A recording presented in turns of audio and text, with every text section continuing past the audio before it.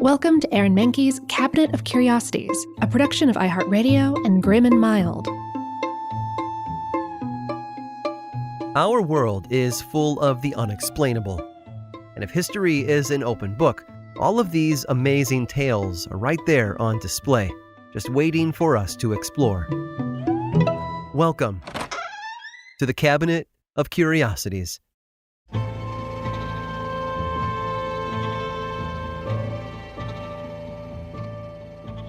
It was just another day for Clara. She was at her desk when the assignment came in with the most basic instructions. For a while, she stared at the objects before her. Working with a model of molecules, she twirled the pieces in her hand. She connected and disconnected them, going over the chemistry project again and again. Those who knew her often said that when she set her mind to something, she was determined to see it through to the end. It took a little time, but then everything just sort of clicked into place. Clara put the model together and reviewed her work. Not only had she finished her assignment, but she felt pretty sure that she might have just discovered something new. To verify her results, she handed the model over to Kenneth Boner, an employee at Border Star in Kansas City, Missouri, and waited patiently for his opinion. Had she come up with a new scientific discovery? Although he'd given her the assignment, he wasn't a chemistry expert. Kenneth snapped some photos on his cell phone and sent them to Professor Robert Zollner, a friend of his working at Humboldt State University in California. And then Clara and Kenneth waited. Robert stared at the photos on his phone. Usually he could tell right away if a new molecule was the real deal or not, but this time he had to take another look. He had never seen anything quite like it. Intrigued, he ran one of the photos through an online chemistry database. After an exhaustive search through literature dating back to 1904, the software came back with something he never expected. Although Clara's molecule that contained carbon, nitrogen, and oxygen didn't exist in nature, it was something very real. It shared a formula with another finding, except the atoms had a different arrangement. The report showed that atoms between the two discoveries had similarities, namely nitroglycerin. Essentially, Clara had created a molecule capable of creating an explosion.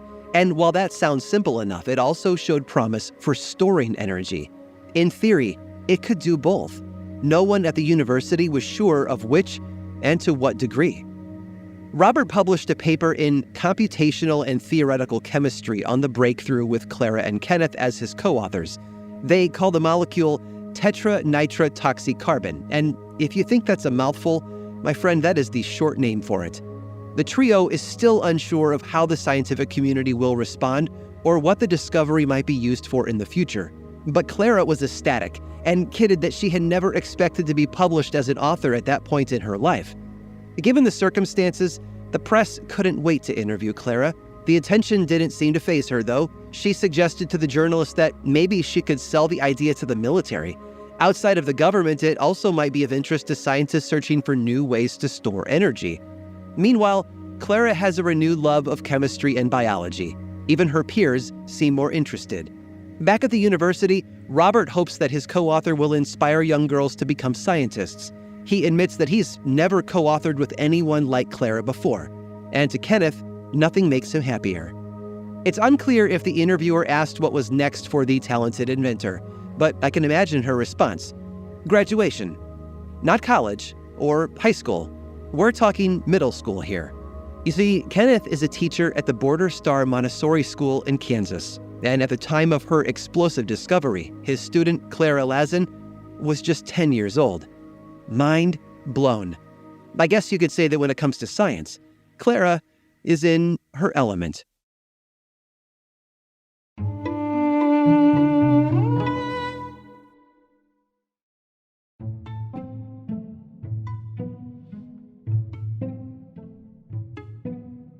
In the 1170s BCE, the world was ending.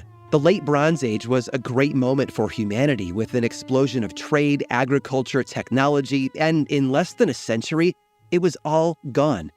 It was like something out of an apocalypse movie. Cities left totally abandoned and crumbling, farmlands burned to ash, and the remnants of battles between the inhabitants and some mysterious foe. For years, historians have debated the cause of such a massive and widespread collapse of civilization. Some believe that there were natural explanations like earthquakes or climate change, which could have caused drought and famine. Natural disasters would, of course, lead to internal instability that could spread far and wide. Maybe that's what happened to the near-mythical Sea Peoples. We have no idea where they came from or why they took up raiding.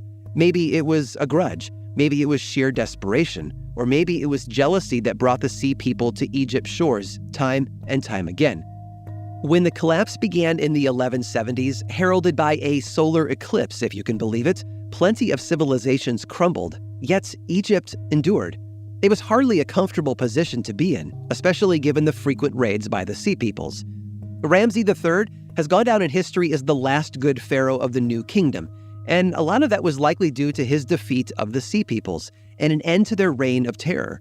Still, casualties were heavy on both sides. This loss of life, combined with a diminished harvest and fewer viable trade routes, was steadily tanking their economy. This was hardly the time for a grand tour, but Ramses III was determined to raise Egypt back up to their former glory. That kind of ambition took money and resources, and Egypt was kind of lacking in both at the moment.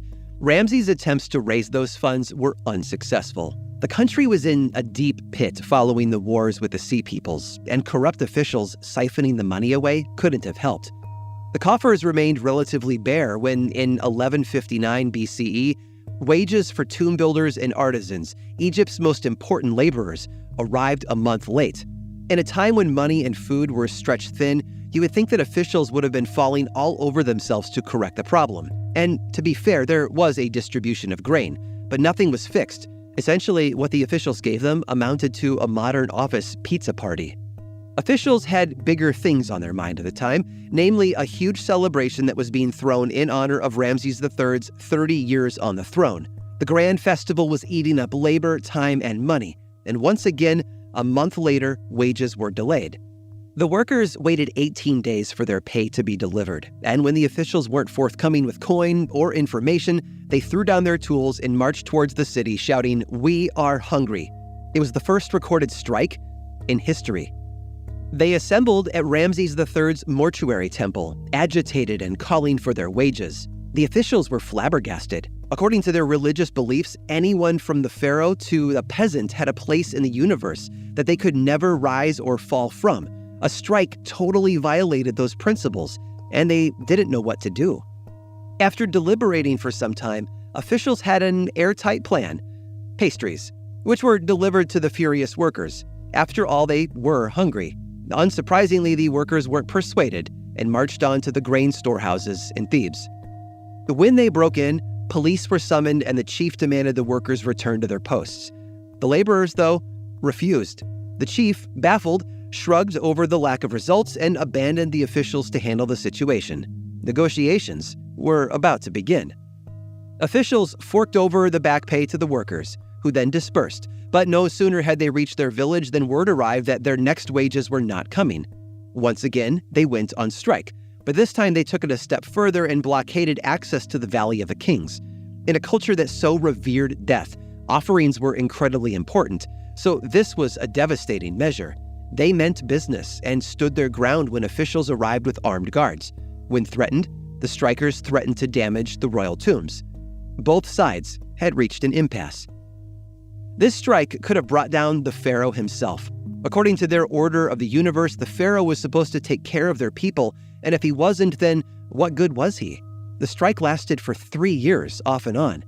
Finally, though, officials reached out to a vizier for help, but they might not have told him the whole story. The strike didn't really reflect well on them, and there was a possibility that they could be executed for failing to do their duty.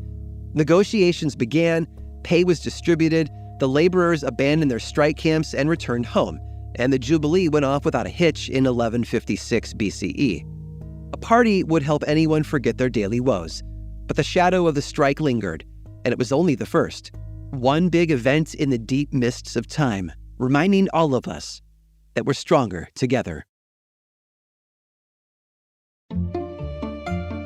I hope you've enjoyed today's guided tour of the Cabinet of Curiosities. Subscribe for free on Apple Podcasts or learn more about the show by visiting curiositiespodcast.com. This show was created by me, Aaron Mahnke, in partnership with How Stuff Works. I make another award-winning show called Lore, which is a podcast, book series, and television show. and you can learn all about it over at theworldoflore.com. And until next time, stay curious.